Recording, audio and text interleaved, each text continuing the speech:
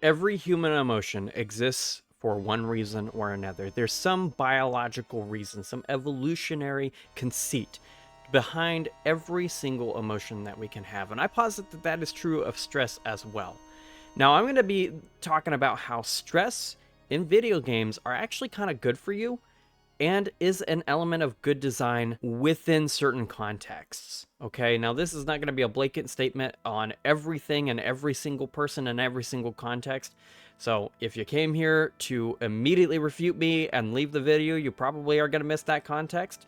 But let's go ahead and dive right in. You're watching Rayl Deal Games. I make new gaming videos every Wednesday and Friday about a variety of gaming topics, whatever comes to my mind. I'm going to be talking about 4 games this week. I'm going to be talking about Metaphor Refantatio, Elden Ring Night Rain, XCOM, and Alien Isolation. Those are going to be the ones I talk about, specifically XCOM 2 in that particular category. So let's start with Metaphor Refantatio. There's an element of stress in Atlas RPGs based on the analysis paralysis that comes from what am I going to spend my time on. And these RPGs would not be as good without this element of stressful design. What I really like about the way Metaphor Refantatio approaches this and Atlas RPGs in general is that it forces the player to commit to an idea, which a lot of modern games don't do. They let you back out. They let you respec. They let you do anything you want to make up for your mistake. And I really like that Metaphor Refantatio doesn't. Now, it provides grace because it gives you enough time to do everything you need to do, but you're not going to be able to do everything the game provides within all the time provided. So in that way, you do have to make choices and you do have to settle into those choices.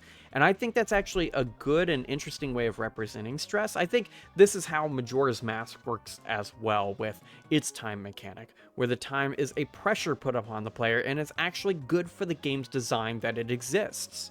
Naturally, difficulty is going to be an element of stress for a lot of people as well. Coming down to the wire against a really, really hard boss and being one hit from death is really, really stressful. But that stress is what creates that really hype pop-off immediately when you succeed. When I played Elden Ring Night Rain earlier this year with my friends, we had such an awesome time playing the game, and there were so many times where we were super stressed in a boss fight, trying to be able to get that last hit before they finished us off. We're out of Estus, we're out of everything, and we just need to get that last final hit to finish out a boss, and that is that From Software loop that people love. It's the stress design and the way stress is implemented in that game that partly makes it so good. Now, I think when we say the word stress, what we mean is life stress, and life stress is very hard to deal with. And sometimes when you go home, you don't want to deal with self-inflicted stress, which is very different. Self-inflicted stress is what video games do because you can choose not to play them. And a lot of people make that choice. But I would argue that, especially when we're younger, but even as we age, it's very important that we deal with these types of games because they all make you deal with an emotion tied to stress, right? Stress is a mental state and it gets combined with emotions. It might elicit emotions. In Metaphor Refantatio, it's analysis paralysis, right? What am I going to do? What am I going to do? What am I going to do? In Dark Souls, it can be anger. It can be rage. And it's very important, especially for, I'm a man, especially for men, it's very important that you learn how to process rage. And I think a lot of guys, I've met a lot of guys in my life who have never bothered to actually learn how to deal with their anger.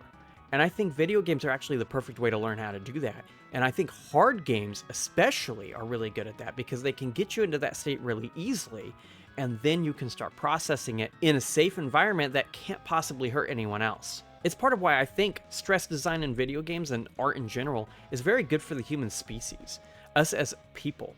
I think a lot of times we like to view video games as products to be consumed, and sure, that's how they're marketed, but at the end of the day, art is what they really are and should be. Art is something that is sometimes uncomfortable, and it needs to be uncomfortable, and I think it's good when video games force you to be uncomfortable. And I'm not the first person to come to this type of idea either. Ray Bradbury's classic literary masterpiece, Fahrenheit 451, covers this topic as well. The idea that media should make us uncomfortable, that we should deal with difficult emotions through media. I mean, do we really want to end up like Mildred? All of us? And that's where I kind of think that we would end up as people if we completely toss stressful experiences through the safety net of video games and TV or movies or books or whatever the case may be aside. It's kind of why I fall in this middle ground when it comes to the difficulty debate regarding from software games, because I understand that some people are not skilled enough to play from software games at the difficulty that they're designed at. And for those people, it would fit better into their zone of proximal development, to use a Vygotskian learning theory term, for them to be able to turn it down a little bit and be able to actually work themselves up. But the big problem is that we always choose the path of least resistance as people, sometimes to our own internal detriment, and we don't even realize it, right? I think this, I'm a teacher, right? So this happens in high schools all the time. And I'm sure you know what I'm talking about. You didn't want to learn something in high school because you didn't think it was important, and maybe you still think that way. But the big irony of this, the cosmic irony of this, is that if you don't read, you won't grow your brain. And it's not just reading, it's just any domain of thought and feeling. You have to be put into that to be able to grow those mental muscles, right? And I think video games are actually good at priming specific emotions and forcing you to deal with them. And that's actually what I mean when I say stress in video games is actually good for you and is good design sometimes. Permadeath in XCOM 2. I'm going to talk about XCOM 2 specifically, but the franchise as a whole is another good example. You get really, really attached to your characters, and you do have the power to save them by save scumming, which a lot of people do, and I've myself done that as well from time to time. But when you actually accept death and move on, it completely changes the way XCOM feels, man. And it kind of primes you to deal with loss in a very limited and easy way. I mean, you're not going to learn how to process a real death this way or anything like that. I'm not making that statement. But learning to let go of things is what I mean. Learning to let go of material possessions is something that you can really learn through that particular aspect of XCOM 2's design. Something that you wouldn't get if it wasn't designed in the very specific way that it is. And the final game I want to talk about today for this particular video is Alien Isolation, one of my favorite games of all time and my favorite horror game for sure. And that's dread. Through the stress that Alien Isolation puts you through, you experience dread. And this is very, very good design, because learning how to process dread and learning how to move forward when you don't want to within that virtual space can really help you out in the real world. I can tell you this for sure, as somebody whose first plane ride was skydiving and whose first time in the ocean was swimming with a pair of Galapagos sharks 9 and 10 feet in size. And it's one of those things where I got a lot of development from video games, mental development obviously, and it's all because of not stopping myself from being forced to go through stressful situations in games, or avoiding stressful games in general. And once again, I understand you did your 15-hour shift and you don't want to die all the time in a game. Perfectly understandable to me. Absolutely understandable. So why don't you play something like Civilization 5 then, and just don't save scum? Just play it and accept it as a history simulator. Why wouldn't that be what you could do? Because you could play that and then not die all the time and just play a full thing and learn a little bit about history in the making as well, and the way that people work and societies develop and civilizations grow and die. There's so many things that video games can teach you through stressful mechanics, such as permadeath, the limitations of saves like in Alien Isolation, insta-death like Alien Isolation, fear, limitation of resources such as time, difficulty such as from software games.